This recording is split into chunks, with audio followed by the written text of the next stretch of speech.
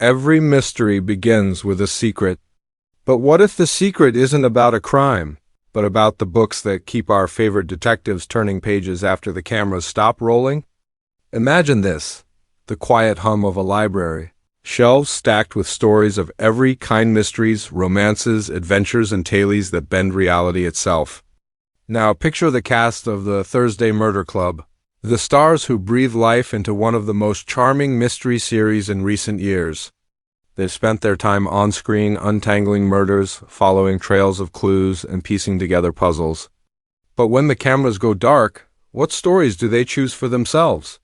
What books inspire their imaginations, shape their characters, or simply comfort them in quiet moments? This isn't just about another celebrity book list. No, this is a treasure hunt of sorts. Each recommendation is like a hidden clue that reveals a side of the actor we rarely see. Some picks may feel fitting, perfectly in line with the sharp minds and sly humor of the characters they play. But others? They might leave you surprised, even a little puzzled, as if you've just stumbled upon an unexpected twist in the final chapter of a mystery novel. In this faceless video, you won't see the actor sitting on a sofa, casually flipping through books. Instead, you'll feel their presence through carefully chosen visuals, the cover of a well-loved novel slowly sliding into frame, a pair of reading glasses left on a desk under the warm glow of a lamp, pages turning in close-up as words leap out to meet you. Every visual, every sound will make you feel like you're sneaking into their personal libraries, discovering secrets they've left behind just for you. The tone will carry both the warmth of a cozy fireside chat and the curiosity of a late-night investigation. After all, books are mysteries themselves, silent, waiting for someone to open them and unlock the world within. Just as the cast of the Thursday Murder Club has invited us into the world of their eccentric amateur detectives, they're now pulling back the curtain to let us glimpse the titles that live closest to their hearts. So, why does this matter? Because books aren't just entertainment, they're a reflection of who we are. They capture our fears, our hopes, and the questions we don't always say out loud.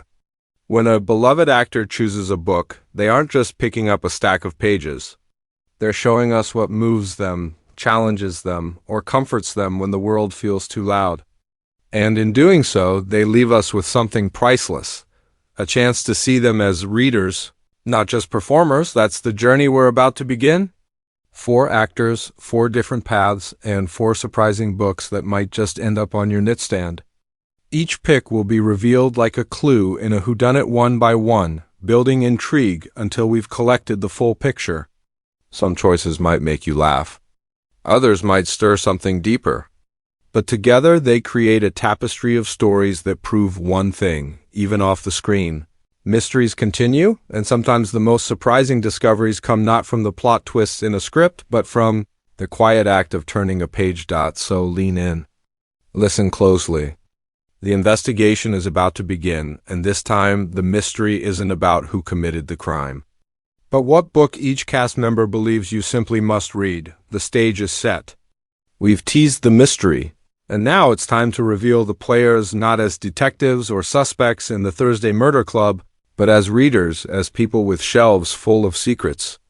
Remember, this is a faceless story, so every introduction will come alive through imagery, sound, and atmosphere rather than direct talking heads. A dimly lit room. A vintage clock ticks softly. We see a leather-bound notebook opening by itself. The words "Cast of the Thursday Murder Club" written in looping ink across the page. A magnifying glass slides into view, like a detective preparing for a case. But instead of searching for fingerprints, we're about to uncover the books that have left fingerprints on the souls of these actors. First, we glimpse a stack of hardbacks wrapped with twine. A hand scene, faceless, pulls one from the pile. The voiceover begins. Every great mystery needs its detectives, and every detective has their quirks. But beyond the charming banter, the sharp wit, and the clever sleuthing lies something far more human. These are actors who live in stories, who give us characters we believe in. So what happens when they step off the set and pick up a book just for themselves?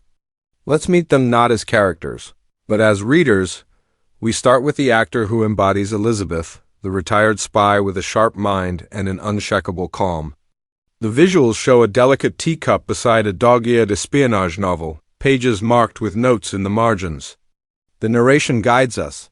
On screen, she is always 2 steps ahead, the kind of woman who notices details others miss.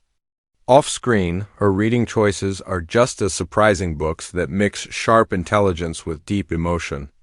She gravitates towards stories that challenge the mind, but also reveal the messy, fragile truth of being human. No face is shown. Instead, a silhouette flickers against a bookshelf. A hand places a bookmark between pages, then shuts the novel with quiet finality. Next, we move to the actor who plays Ron, the stubborn but lovable troublemaker, a man full of fire and charm. The screen fills with football memorabilia, an old scarf draped across a chair, and a paperback tossed casually on the table. His character is brash, quick to argue, never afraid to speak his mind. But his bookshelf tells a different story. His picks are bold, passionate, and sometimes unexpectedly tender. In his world, books are not fragile ornaments. They are companions, carried under the arm, folded, scribbled in, lived with. His choices will surprise you not because they lack punch, but because they reveal a softness hidden behind all that swagger.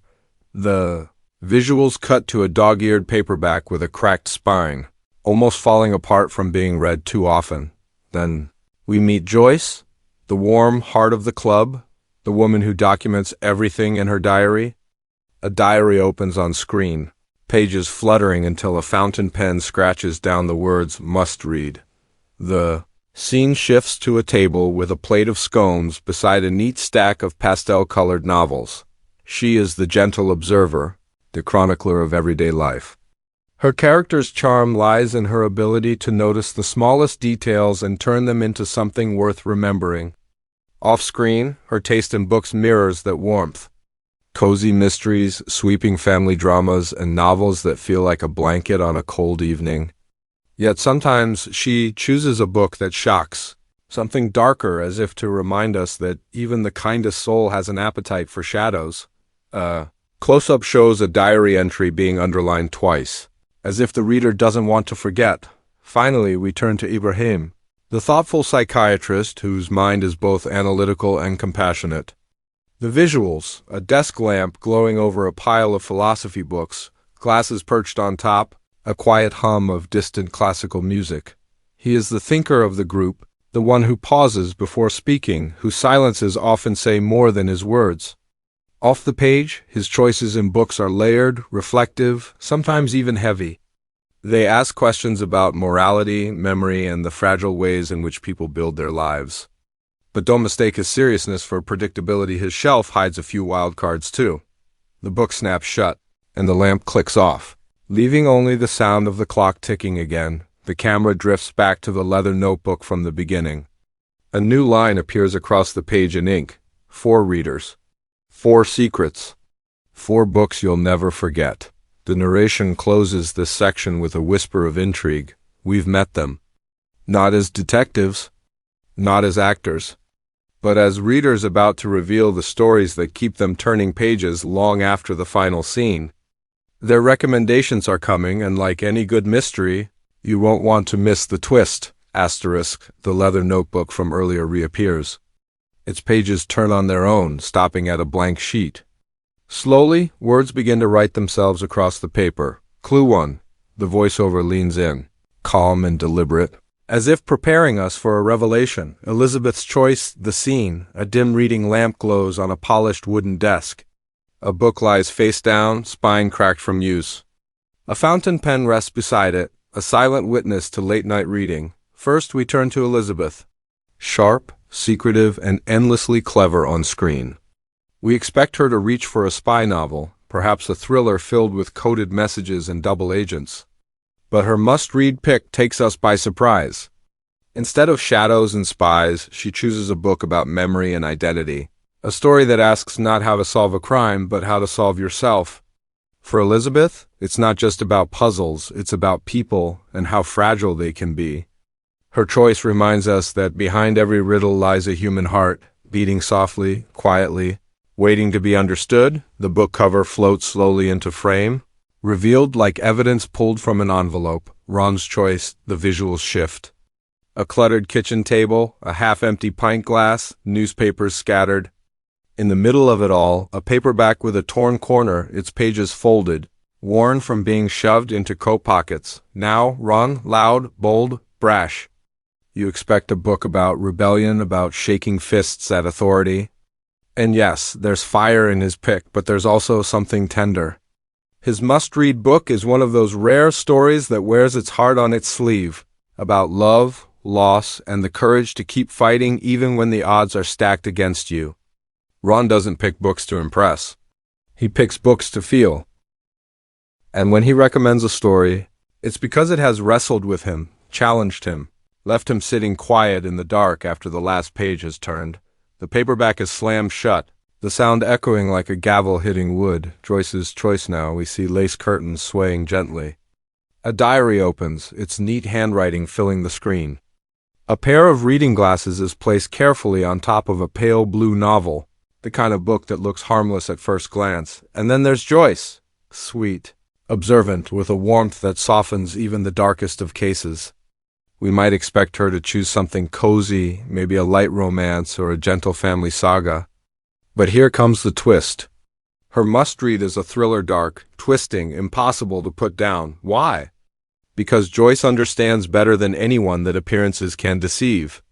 She knows that under the surface of even the calmest village lies chaos waiting to break free. Her pick is a reminder that even the gentlest reader can crave danger. As long as it's safely contained between two covers, the book slams shut, and for a brief moment, the lights flicker as if the choice itself carries a hidden danger. Ibrahim's choice, finally, a study bathed in quiet.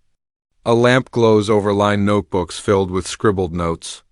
Classical music swells faintly in the background. A hardback book rests on the desk, pristine, its spine barely bent. And now, Ibrahim.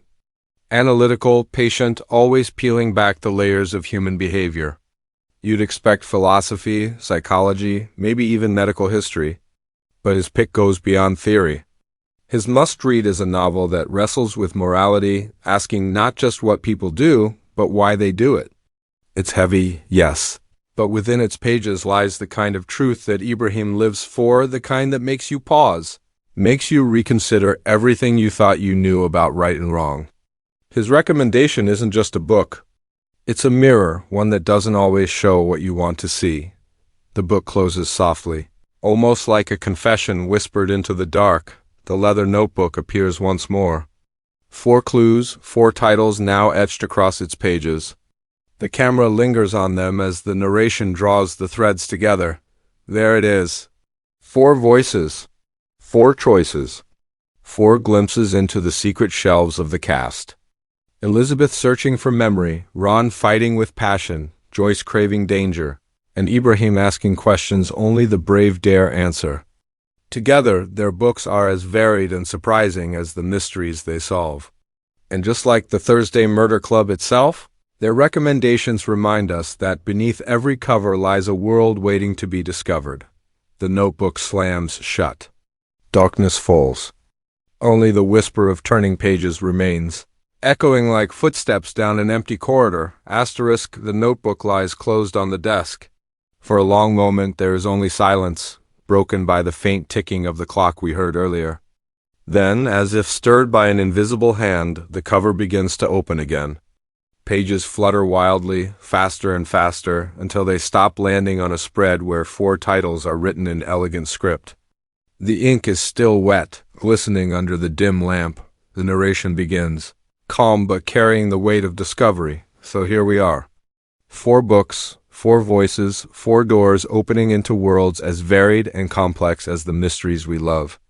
Each cast member has revealed something of themselves, not in interviews, not in character, but through the quiet act of choosing a story. Elizabeth turned her sharp mind toward memory, reminding us that the hardest puzzles are the ones inside ourselves. Ron laid his heart bare, proving that even the fiercest voices are softened by love and loss. Joyce surprised us all with her taste for thrillers, showing us that warmth and danger can live side by side. And Ibrahim. Steady, thoughtful Ibrahim. He invited us to stare into the mirror of morality, to ask the questions we'd rather leave unanswered. The camera pans slowly across each book cover, then pulls back until they form a circle, like clues arranged neatly on a detective's corkboard. A string connects them, weaving them together, creating a web of stories, a constellation of meaning. The voiceover continues, warmer now, almost intimate. What does this tell us? That even when the cameras stop rolling, even when the scripts are set aside, stories still guide them. Books are their companions, their teachers, their escape routes, their quiet friends in the late hours of night. And in sharing these picks, they've given us more than recommendations.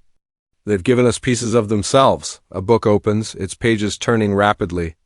On one page, we see the faint outline of Elizabeth's silhouette. On another, Ron's bold scrawl. Joyce's delicate handwriting follows, then Ibrahim's careful notes. Each page feels alive, as if their spirits linger between the lines. The narration sharpens, slipping back into the rhythm of a mystery. But remember this, every story is also an invitation. These 4 books aren't just titles to be added to your reading list. They are clues, whispers, signposts pointing you toward new worlds. To read them is to step into the same silence where these actors sit, to share the same discoveries, the same chills, the same comfort. The screen darkens, leaving only the faint glow of a single book cover. A whisper of pages turning echoes in the background, soft but insistent, like a mystery begging to be solved. Now the tone shifts, playful yet knowing, like a detective offering one final twist. And now the case comes to you. What about your shelf? Which book has surprised you, changed you, stayed with you long after the final page? Which story would you press into someone's hands and say, "You must read this"? After all, mysteries are never solved alone. They are shared, pieced together by many minds, many voices. The Thursday Murder Club knows this better than anyone, and so do we. The notebook slams shut with a satisfying thud. The lamp flickers once, then goes out. Darkness fills the screen. But before silence takes over, one final line lingers, delivered like the last whisper of a secret passed down in the dark. Because in the end, every mystery begins with a clue. And sometimes, the best clues are hidden in the books we love. Final CTA, call to action, faceless style, on screen. Bold white text appears against a black background. Which book would you recommend? Comment your must-read below. The text fades. In its place, a final image. 4 books stacked together, tied with red string, as though evidence waiting to be filed away. The faint sound of pages turning carries us into silence.